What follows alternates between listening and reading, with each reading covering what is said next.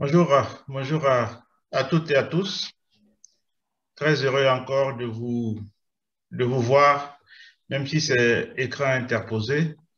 On a quand même, on est reconnaissant en tout cas des moyens techniques qui permettent à chaque fois cette occasion. Nous sommes à notre quatrième conférence sur les six prévues. Et on a prévu, comme Jean-François nous l'a fait la dernière fois, de faire un petit retour des ateliers en quelques minutes. Et puis après, il y aura les interventions. Aujourd'hui, Omer Dagan et puis Florence Tobman. Et après, on ira en travail d'atelier et il y aura la semaine, dans 15 jours aussi, un petit retour des ateliers que nous allons vivre ensemble aujourd'hui. Donc, la thématique d'il y a 15 jours, c'était la mission, un mot universel, et l'universel est en crise. Et il y a eu quelques retours des ateliers que je vais vous présenter en deux parties assez brièvement. D'abord, en partant de la première question, la question qui était posée, c'était aujourd'hui, notre vision de l'universel est en crise. De l'Évangile pour toutes les nations à la Déclaration des droits de l'homme en passant par la philosophie des Lumières, nous nous sommes crus porteurs d'un progrès que rien ne pouvait arrêter. Aujourd'hui, d'autres visions de l'universel cherchent à s'imposer. Les cultures se révoltent, la planète vit sous la menace climatique. Comment repenser la mission dans ce contexte? Sur cette première question, je vous propose quatre entrées. Un constat que fait le groupe, des questions que se posent les groupes, une démarche et une conclusion. Dans les constats, les groupes ont bien noté que tous les ismes étaient en crise. Donc, il n'y a pas que la crise de l'universalisme, mais tous les ismes étaient en crise, individualisme, christianisme, voilà, que tous les ismes passaient par une crise. Et ils ont été bien mentionnés dans les ateliers que finalement on appelle universalisme, ce qui a longtemps été une façon de s'imposer à l'autre par la force. Et devant ce constat, certains groupes aussi ont signifié que la mission est aujourd'hui difficile dans un monde devenu global. L'Église doit prendre en considération cette réalité, la réalité des cultures multiples et dans ce monde global.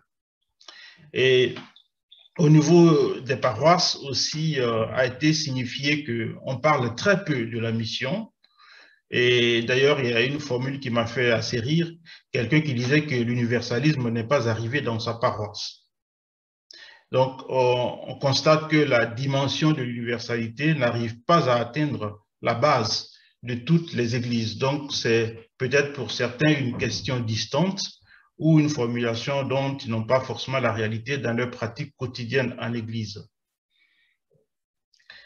Et dans un des constats, c'est que Dieu, on le partage à travers nos actions et nos témoignages.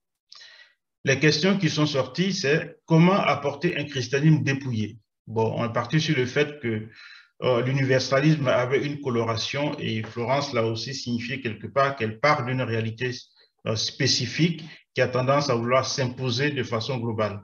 Et comment, la question qui est posée, comment annoncer toujours, j'entends l'évangile dans son cœur battant, dépouillé de tout, à la fois, je dirais, ces oripeaux qui la colorent d'une identité spécifique. Comment dire que le Christ est sauveur du monde aujourd'hui?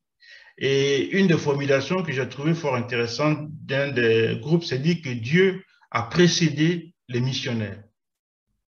Et en disant cela, il y a une question qui se pose. Si Dieu a précédé les missionnaires, qu'est-ce que Dieu a fait sur ces terrains avant qu'arrivent les missionnaires? Qu'est-ce qu'il a sémé avant l'arrivée de ce dernier et que ce dernier n'a pas toujours su trouver ou retrouver? Voilà quel est l'indice d'un Dieu agissant dans le monde et partout, sur lequel le missionnaire n'a pas su se greffer pour que l'évangile soit efficace dans ce qui permettait de s'aimer.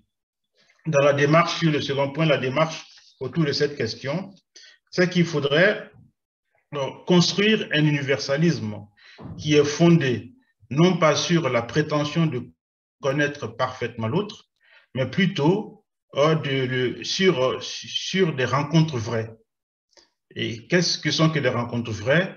Il s'agit en fait des échanges qui permettent non seulement d'avancer ensemble, mais aussi de sortir des affrontements. Et les témoignages de notre foi passent à travers ce que l'on vit, les personnes que l'on rencontre. Il y a tout un travail de réapprentissage pour aller à la rencontre de l'autre, de découvrir sa différence et de s'en réjouir, comme un enrichissement et non pas de la voir comme une menace. Et en conclusion de cette partie, c'est, je dirais dans cette formule, vivre local, penser global. L'importance, disaient certains ateliers, est d'exister et non pas de s'imposer.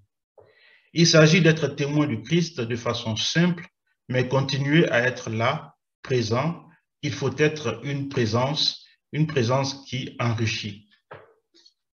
Pour la seconde question que je vous lis, c'est comment comprenons-nous aujourd'hui la mission vers la terre entière que nous avons reçue de Jésus le Christ, notre Seigneur, annonce, témoignage, conversion, prosélytisme, rencontre, écoute, échange. Pouvez-vous réagir à ces mots? Ce qui ressort énormément de l'ensemble des groupes, c'est le mot prosélytisme, qui est considéré comme difficile d'emploi du fait d'une suspicion d'usage de la force pour s'imposer. Il s'agit, en tout cas, dans l'imaginaire collectif d'un mot conquérant, voire agressif. Le sentiment de proximité qu'il y a entre ce mot et l'évangélisation dissuade dorénavant, plus spécifiquement le monde occidental et français, dissuade aujourd'hui nombre de chrétiens de parler, de partager l'évangile, d'autant plus facile, d'autant plus difficile en France qu'on peut se cacher derrière la notion devenue floue de la laïcité. Partager l'évangile serait plutôt de l'ordre de l'invitation à une décision personnelle et non pas à une contrainte, ce qui serait une mauvaise compréhension du terme prosélytisme. Et ce qui est ressorti des groupes aussi, c'est que tous ces mots sont utilisables en fonction de la situation. Ils sont à garder comme un ensemble, non pas par facilité, mais par nécessité, car ils créent un équilibre. Ils forment un tout qui permet l'enrichissement intrapersonnel et interpersonnel. Il faut se les réapproprier, les réévangéliser en vue d'un sens plus constructif. Et d'autres groupes ont dit qu'au-delà des mots, au-delà de la somme de mots qui sont proposés, il faudrait être plus pratique et plus concret. Il y a, et certains ateliers le disent, il y a déjà pour parler notre manière de vivre qui dit quelque chose de nos convictions. L'expression de notre foi passe aussi par l'action que chacun pose. Et des exemples sont cités comme les entraides de nos paroisses qui réussissent parfois à être des lieux plus ouverts, plus accueillants pour de nouvelles personnes. Ne pas être des clubs fermés qui perçoivent la différence de l'autre comme un problème et une menace, mais accueillir l'autre tel qu'il est, être à l'écoute, être capable d'exprimer sa foi avec des mots simples. Et il y a une question qui sort et qui revient dans un des groupes qui me semble important à lire, c'est que où est le DEFAP aujourd'hui vis-à-vis des communautés, des églises issues de l'immigration? Vous savez, il y a la notion mosaïque qui est aussi une notion, comment je dis, un mot qui a été utilisé un peu pour créer un lieu de rencontre pour les églises avec diverses origines. Où est l'action, en tout cas la question, quelle est l'action du DEFAP aujourd'hui auprès de cette réalité ecclésiale en France? Est-il devenu un prestataire de services ou un lieu de rencontre? Je pense que c'est une question qu'on réfléchit de façon depuis un bon moment et le DEFAP est un lieu plutôt de rencontre, en tout cas une possibilité ouverte pour toutes ces communautés de se retrouver et de penser la mission ensemble. Voilà. Voici grosso modo les quelques idées qui sont sorties de ces temps d'atelier et je vous remercie de votre écoute et parole aux animateurs pour la suite.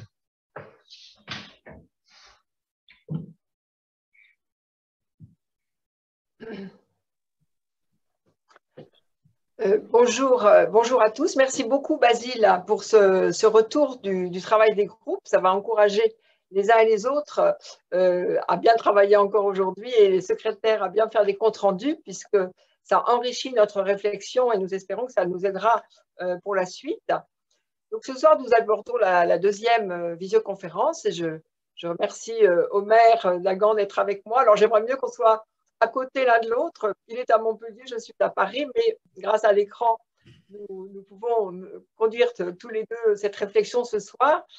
C'est une réflexion encore difficile, hein, comme la précédente, parce que nous avons bien conscience d'embrasser des thématiques qui sont énormes.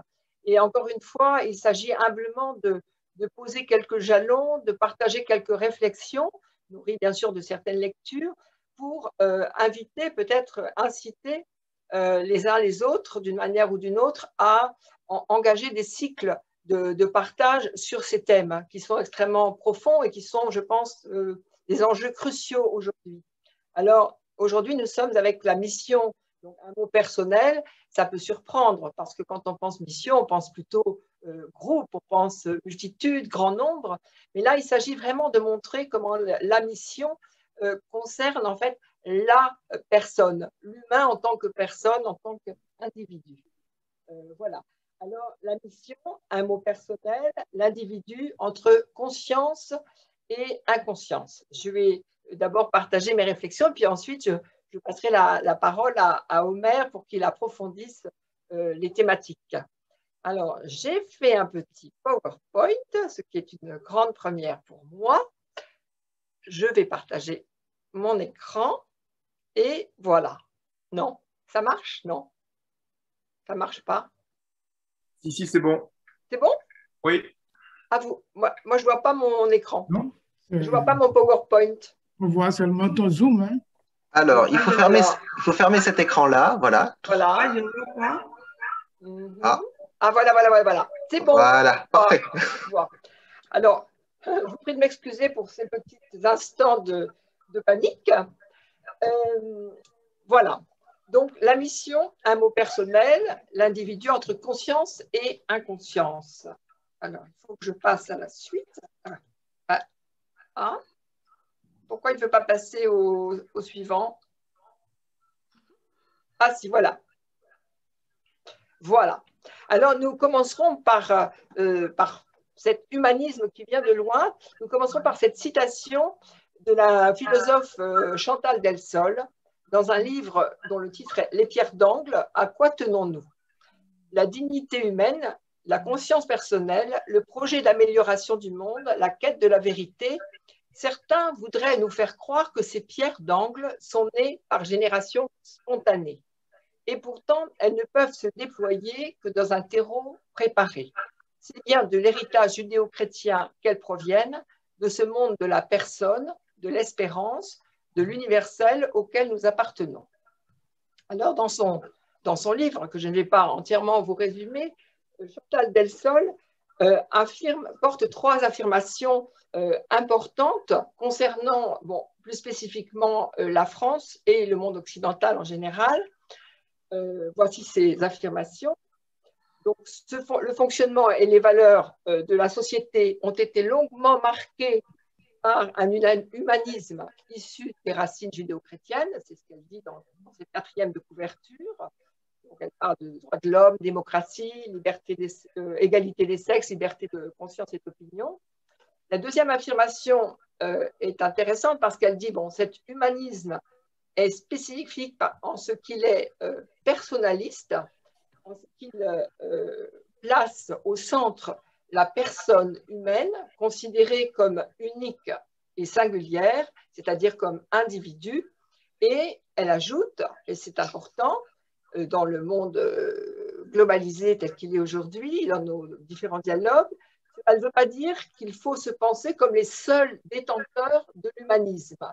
Il y a d'autres formes d'humanisme qui privilégient le groupe sur l'individu, sans toutefois persécuter ou maltraiter l'individu. Mais il faut considérer donc qu'il y a différentes visions du monde.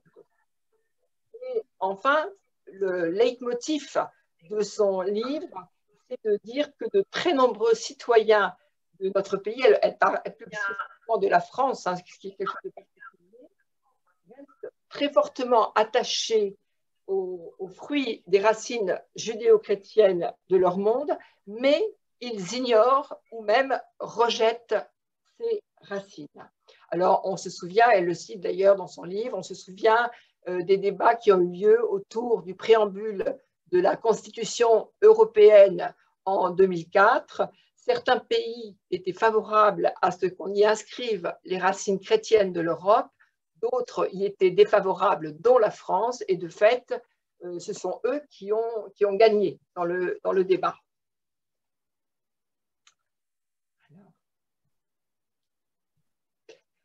L'être humain comme être de vocation et de conscience personnelle.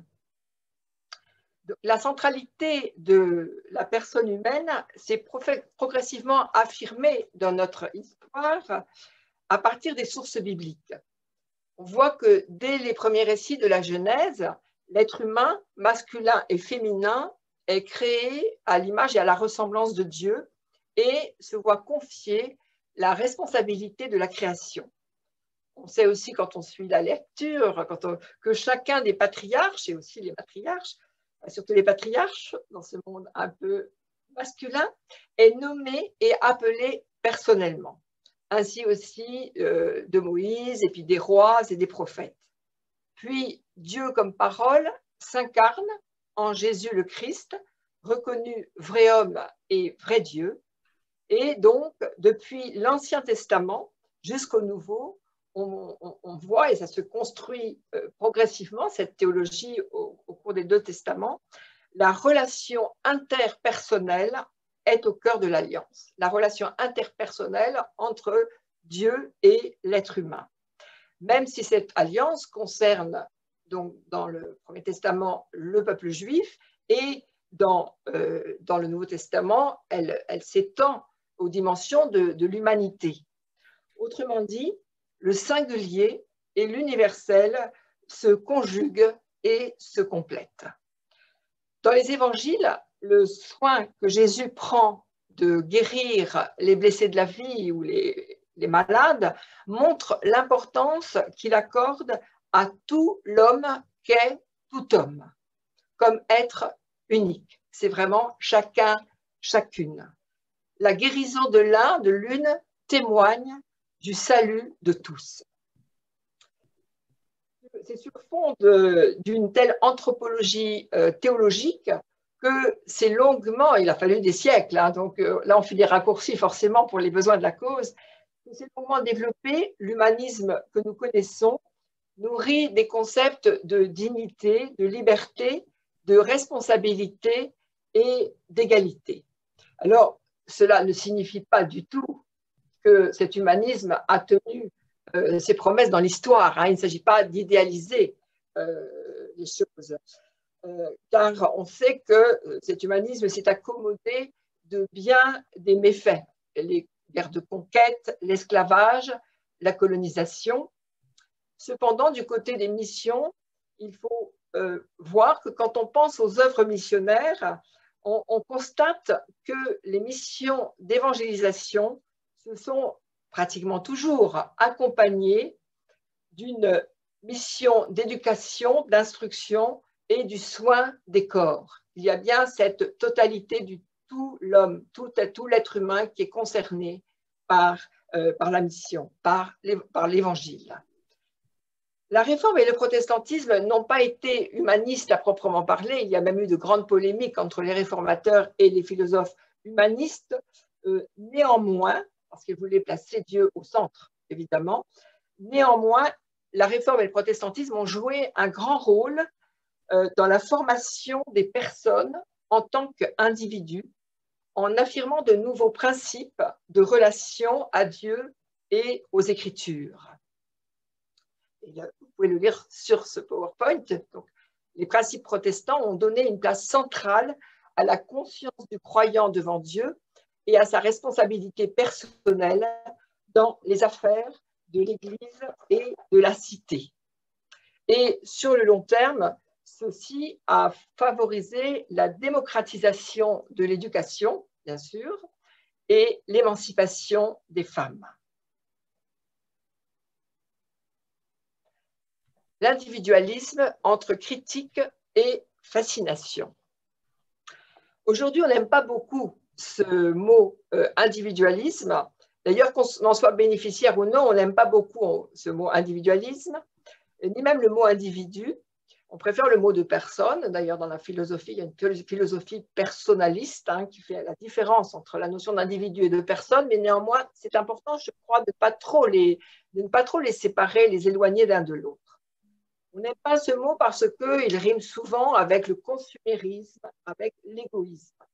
Et quand on le critique de la sorte, c'est souvent pour regretter un temps passé ou un ailleurs, réel ou fantasmé, de plus forte interdépendance entre les humains et donc de plus forte solidarité, d'entraide.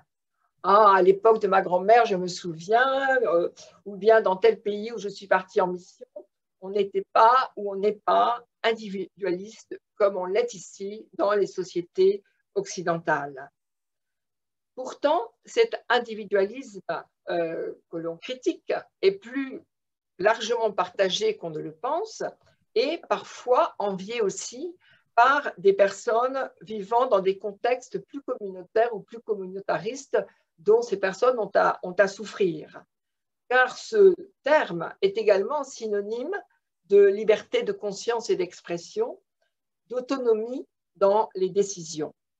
Dans sa part lumineuse, on peut dire, je crois que cet individualisme s'appuie sur un degré élevé de confiance en l'être humain en tant qu'il a reçu une éducation et est l'héritier d'une histoire, d'une culture, quelle que soit cette culture, de valeurs portées de génération en génération. Et de plus, pour les croyants, il s'inscrit dans un plan de salut où la grâce de Dieu reçue dans la foi agit à travers lui.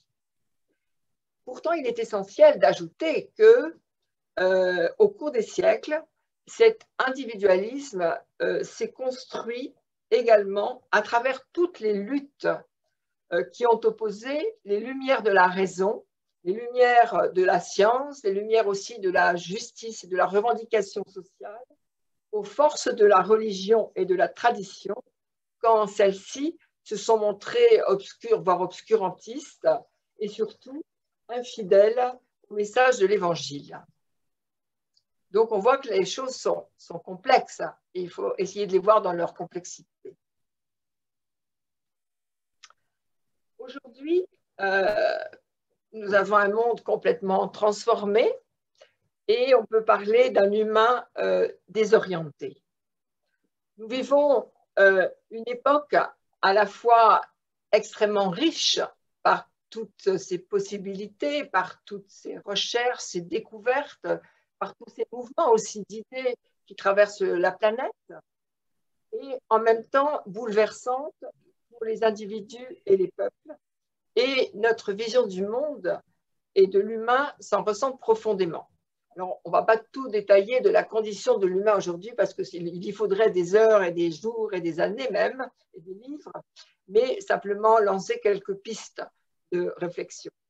Après un siècle de cataclysmes historiques, et là on pense bien sûr à ce XXe siècle tragique avec les guerres mondiales, avec la Shoah, avec Hiroshima, avec les guerres de décolonisation, avec tout ce qui a pu se passer pendant ce siècle terrible. Nous vivons aujourd'hui dans un paradoxe étrange, car la puissance humaine a atteint des sommets et on voit que c'est exponentiel, ce déploiement de la puissance humaine aujourd'hui dans tous les domaines. Et en même temps, de nouvelles peurs nous travaillent qui ont quand même quelque chose à voir aussi avec les terreurs ancestrales. Nous sommes sans cesse ramenés à notre condition humaine. Et à tel point d'ailleurs que nous avons même retrouvé le spectre de la peste avec le virus du Covid. Alors, juste quelques pistes pour parler de ces peurs. Je commencerai par la menace du fanatisme. Parmi ces peurs, en effet, le fanatisme religieux, l'extrémisme religieux n'est pas des moindres. dès lors qu'il tue partout dans le monde. Nous en sommes informés jour après jour par nos informations à la télévision et ailleurs, et en même temps parce qu'il séduit de nouveaux adeptes et de nombreux adeptes parmi les jeunes, notamment par sa violence même. Via les réseaux sociaux, à travers une idéologie binaire et bien construite, l'islamisme radical, pour prendre cet exemple, évidemment, ne se contente pas de dénoncer les excès de l'Occident et de son individualisme. En réalité, il s'attaque aux biens les plus précieux de l'humanisme, à savoir notamment plutôt l'égalité entre les hommes et les femmes et la liberté de conscience de l'individu, pour nommer que ces deux-là. On pourrait enrichir la liste.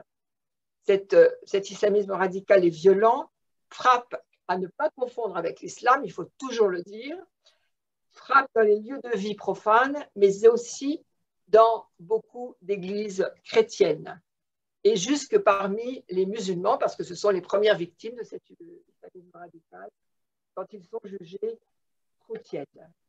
Alors ceci nous pose des questions.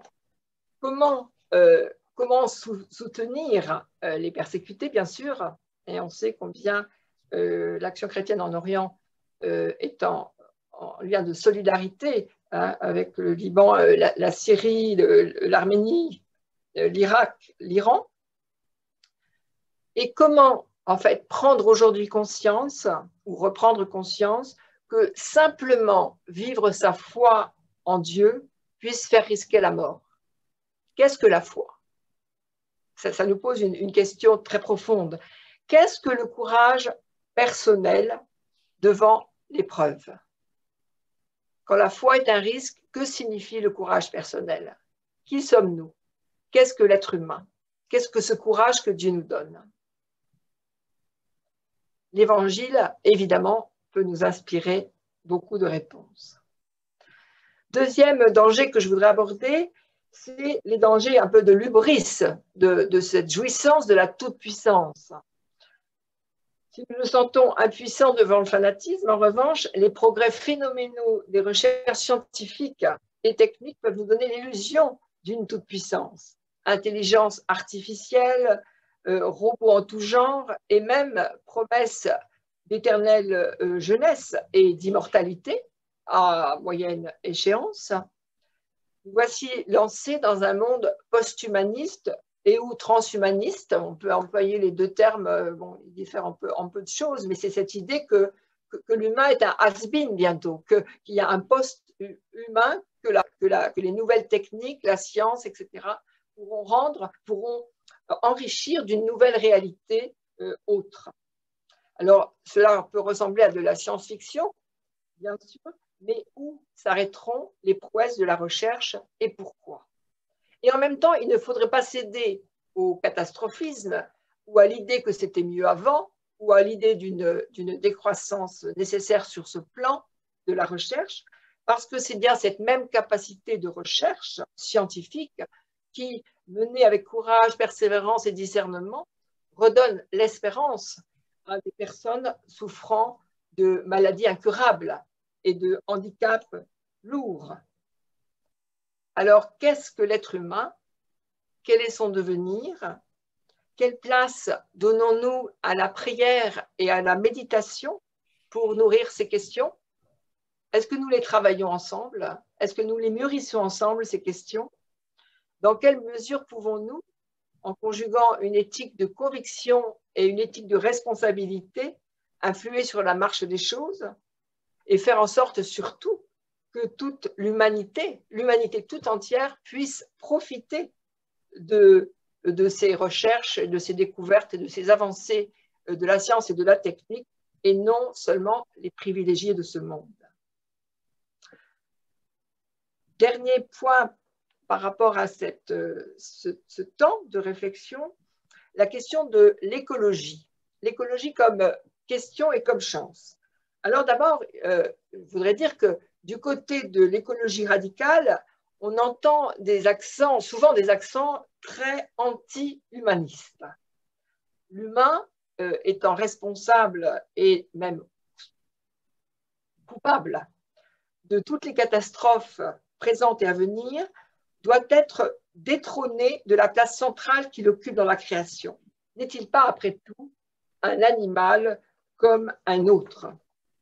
Ce qui en ressort souvent, c'est une culpabilité générale sans rémission, car il serait déjà trop tard pour éviter la grande catastrophe annoncée.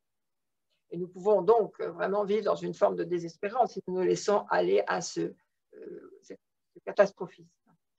Mais d'un autre côté, et Chantal Delsol insiste beaucoup là-dessus dans son livre, les préoccupations écologiques peuvent nous rappeler justement que nous ne sommes pas tout-puissants. Elles peuvent nous rappeler, et cela c'est extrêmement sain, sans santé et avec T peut-être, elles peuvent nous rappeler nos limites. Elles peuvent nous reconduire vers une théologie de la création et de la reconnaissance. Elle peut insister sur le fait que nous devons vivre, nous ne pouvons que vivre une solidarité universelle face aux menaces climatiques et face aux questions écologiques. Nous ne sommes pas les auteurs de nous-mêmes. Nous tenons notre vie d'un autre qui nous a sauvés, qui nous a confié, la sauvegarde de sa création. Et surtout, nous ne pourrons être sauvés les uns sans les autres. Alors, pour cultiver une espérance lucide, je repensais à cette phrase attribuée à Martin Luther: si on m'annonçait que demain c'est la fin du monde, je planterai un arbre. Parfois, savons-nous planter des arbres? Savons-nous faire attention à la manière dont nous vivons? On connaît dans nos églises toutes les démarches par rapport à l'église verte. Je crois que c'est quelque chose d'important. Savons-nous mieux partager les fruits de la création? Et pour reprendre la phrase de Gandhi, vivre simplement pour que d'autres puissent simplement vivre.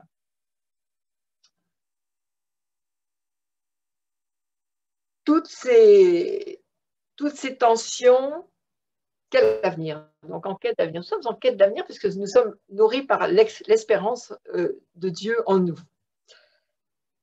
Toutes ces tensions et ces passions se déroulent dans un contexte où l'individu en tant que tel est fragilisé.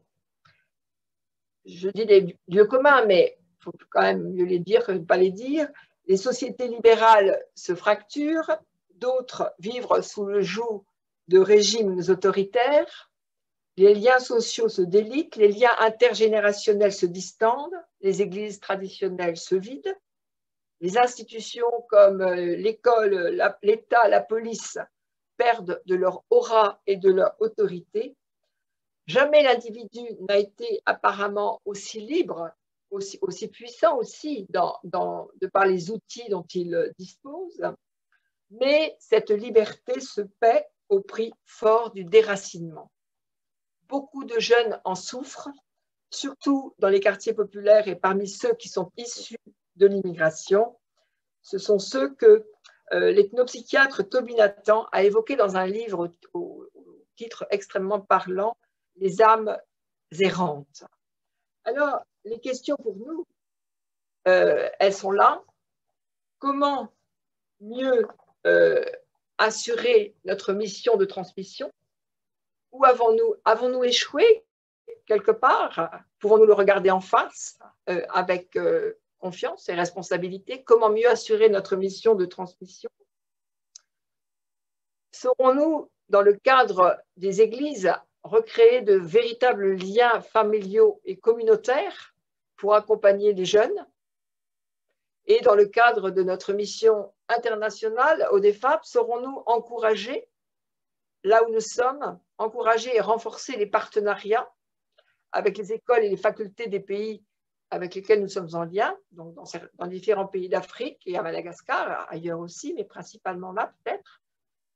Et surtout pour nous ici, et notre groupe là, témoigne, où nous pourrons ensemble porter cette question: sommes-nous chrétiens de différentes églises prêts à travailler les uns avec les autres ensemble, dans un œcuménisme confessionnel, mais également un œcuménisme culturel, interculturel, en acceptant de recevoir autant que de donner, afin de partager des témoignages de foi vivante.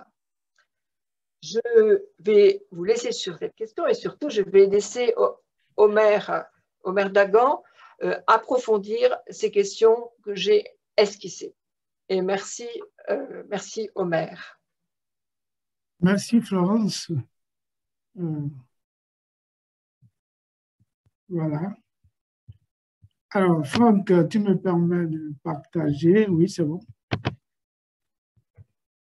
Alors, à la suite de Florence, je vais peut-être mieux revenir encore sur les fondements anthropologiques de l'homme, parler un peu de la question de l'humain en crise et de la post-modernité.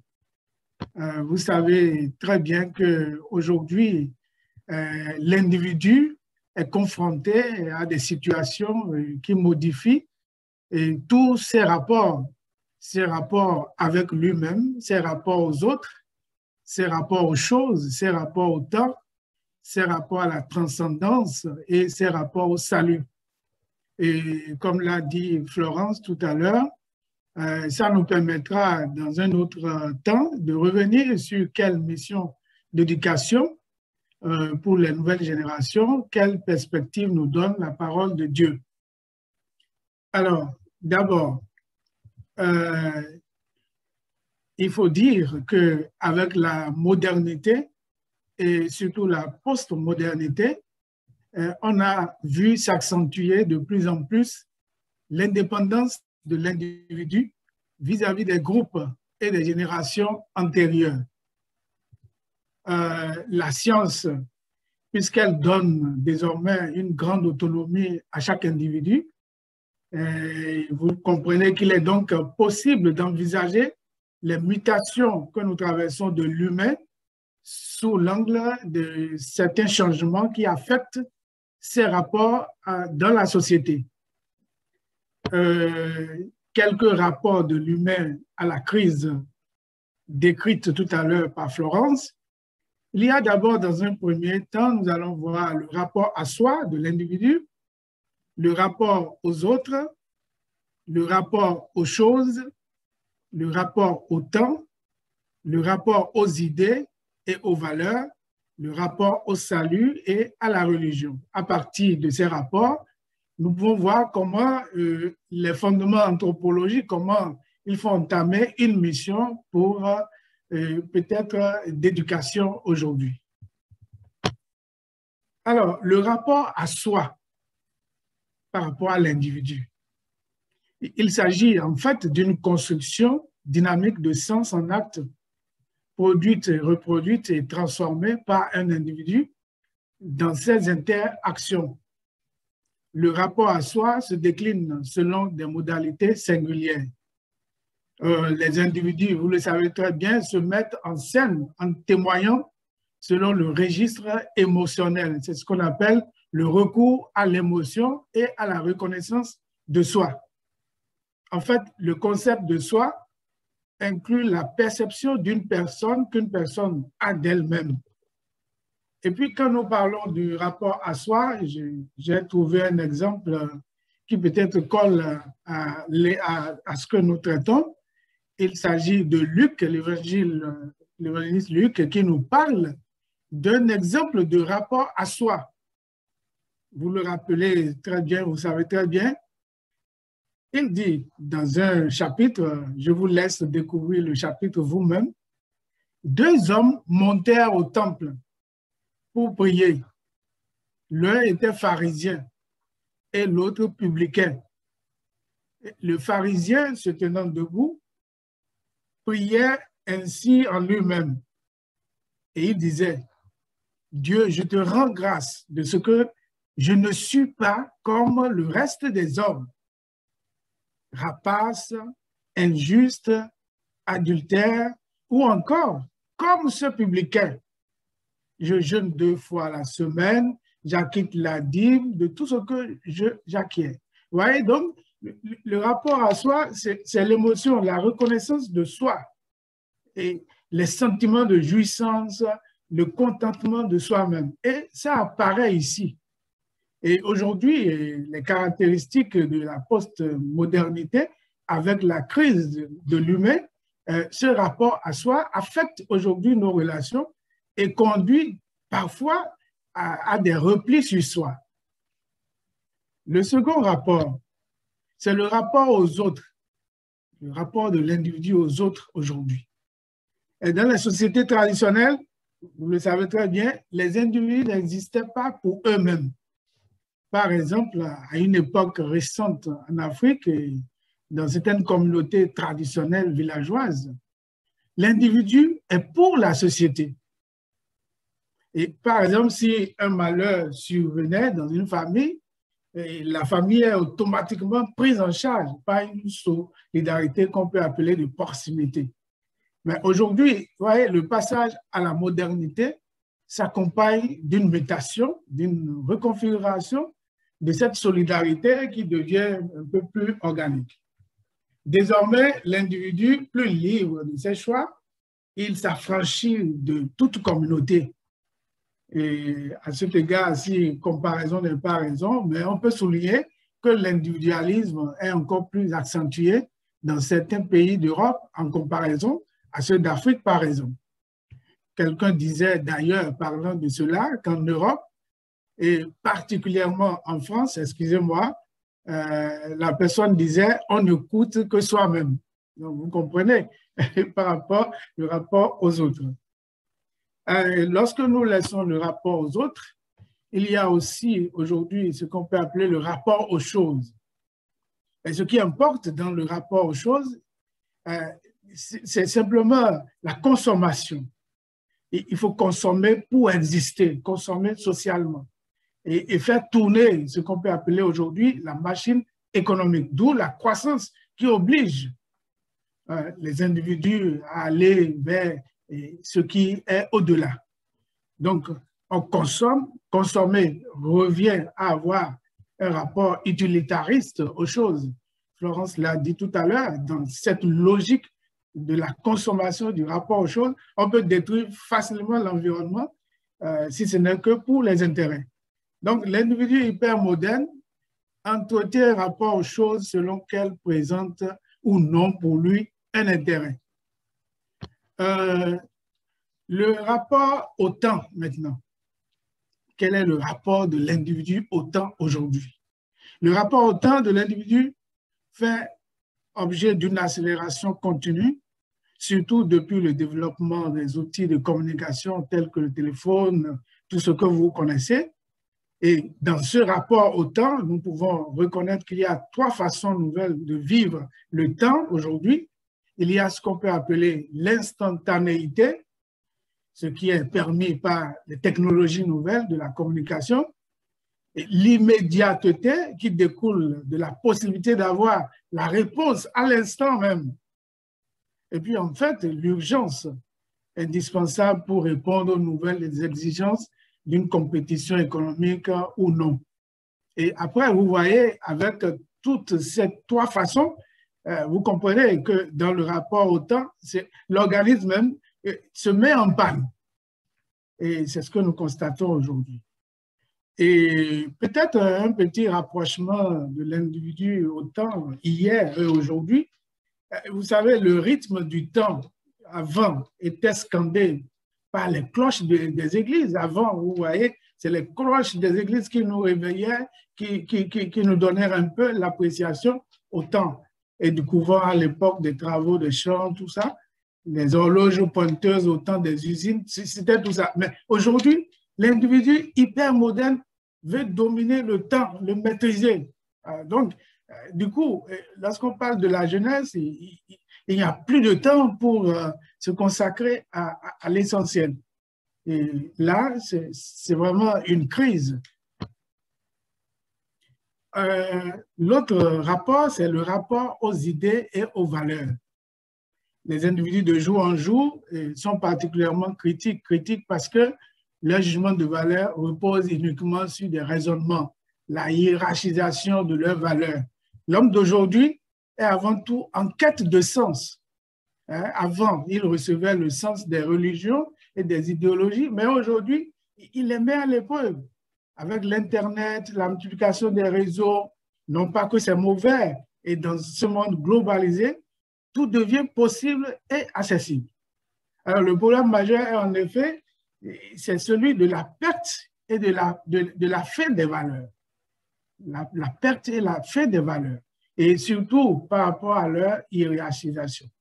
L'enjeu, surtout pour les adolescents et puis les jeunes adultes, de faire le tri des valeurs. Alors, le rapport au salut et à la religion. En premier lieu, le salut connaît une mondialisation émotionnelle aujourd'hui et qui vient remplacer une extra-mondialisation, c'est-à-dire le processus social par lequel l'individu envisage son salut ici-bas et maintenant et non au-delà. Aujourd'hui, c'est l'immédiateté qu'on veut par rapport au salut. Donc, l'individu qui concevait son salut dans l'au-delà invisible le conçoit à présent dans l'ici-bas visible. Vous voyez, auparavant, dominait dans la civilisation paroissiale une conception du salut en fonction de l'au-delà, mais aujourd'hui, les individus veulent vivre en fonction de ce qu'ils font concrètement et authentiquement dans le monde ici-bas. Ensuite, quand nous avons dit tout ça, avec ce rapprochement des rapports à la transcendance, des questions de rapport au temps, nous pouvons déjà nous demander quelle est la mission d'éducation que nous pouvons avoir pour les nouvelles générations. Vous savez très bien, d'abord, et avec tout ce que nous avons énuméré dans ces rapports, la logique, les conséquences, c'est la déconnexion totale des relations de l'individu avec Dieu. Donc aujourd'hui, si nous voulons vraiment une mission d'éducation, il faut favoriser l'intimité avec Dieu. Et cela, Paul Ricoeur a œuvré dans un consensus entre tradition, modernité et postmodernité.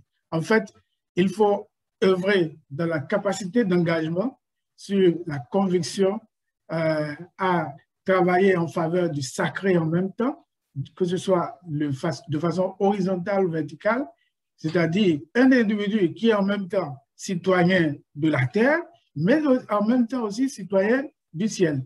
On ne peut pas être citoyen du ciel sans être en même temps citoyen de la terre. Il y a aussi les relations fraternelles.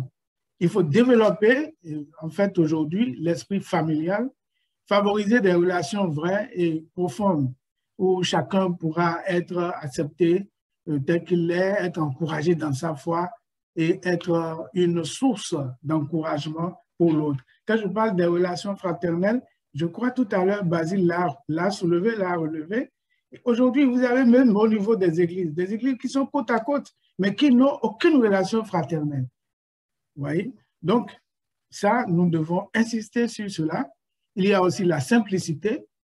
Florence a montré l'exemple de Gandhi tout à l'heure, qui parlait de comment il faut vivre simplement pour permettre aux autres aussi de continuer la chaîne à vivre aussi simplement. Il faut l'accompagnement aussi. Plusieurs sont dans des situations difficiles aujourd'hui. Et comment notre évangile peut les amener à être plus dignes.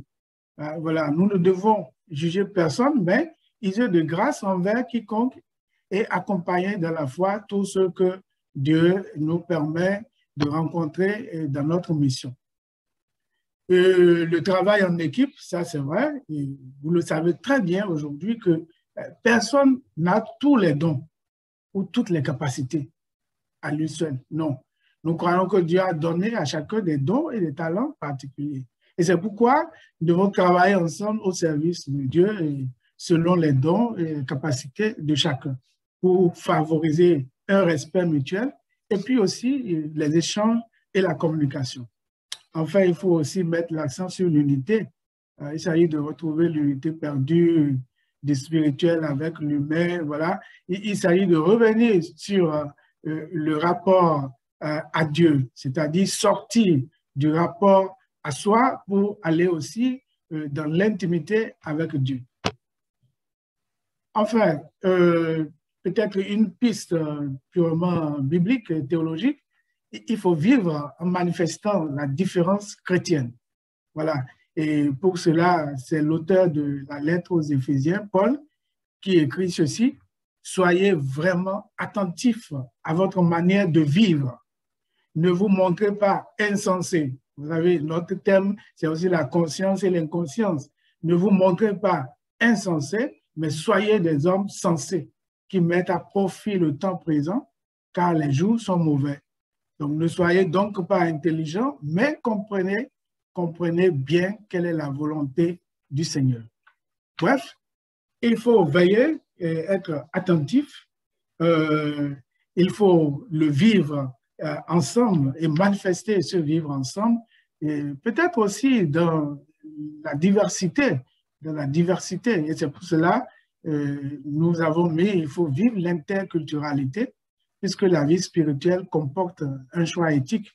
Aujourd'hui, il est impossible de rencontrer Dieu si je ne sors pas à la rencontre de mon prochain pour l'aimer.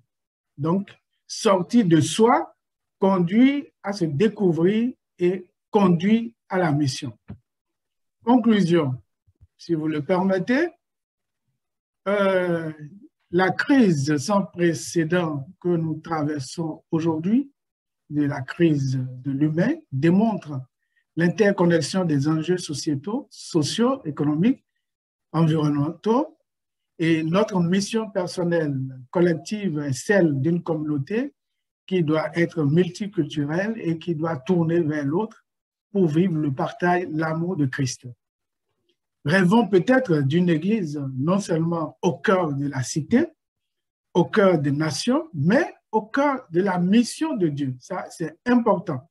D'ailleurs, la mission, une personne, et les fondements anthropologiques de la mission, c'est l'homme. Donc, essayons non seulement de rêver d'une Église au cœur de la cité, mais au cœur de la mission de Dieu. Enfin, le Seigneur nous adresse à tous un appel et une vocation personnelle qui nous invite à nous responsabiliser et à prendre des initiatives. C'est vrai, il ne nous invite pas à l'individualisme, qui est d'ailleurs contraire au concept même de l'Église, qui est un corps dont les membres sont indépendants. Mais c'est un corps, un même corps. Donc, voilà, Florence, chers amis participants, ce que, à la suite de Florence, j'ai pu partager avec vous, parlant des fondements anthropologiques et de la crise de l'individu aujourd'hui et les contributions à apporter pour permettre une mission de partout vers partout. Je vous remercie.